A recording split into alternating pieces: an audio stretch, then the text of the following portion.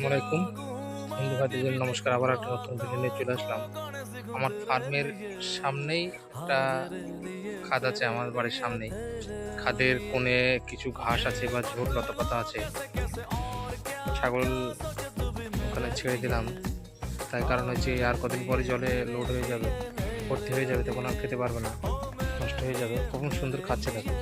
এখন দুপুর 2টো বাজে, মানে ছাগলকে একটু ছেড়ে দিই যাতে ছাগলের ডাইজেস্টটা ভালো হয়ে যাবে, হজমের গন্ডগোল হবে না। কম সুন্দর খাচ্ছে দেখো, মানে ঝোড় লতা পাতায় এতে একটা অতিরিক্ত প্রোটিন ও মিনারেল আছে।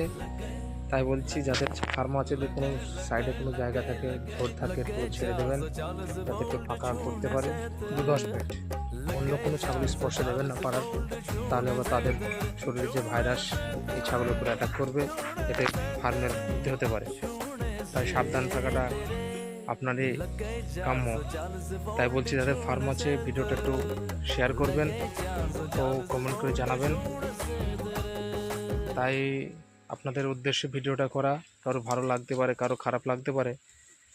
আর ছাগল যারা ফার্ম করছেন তারা অবশ্যই করে ফার্ম করার আগে খুঁটিনাটি একটু জেনে নেবেন।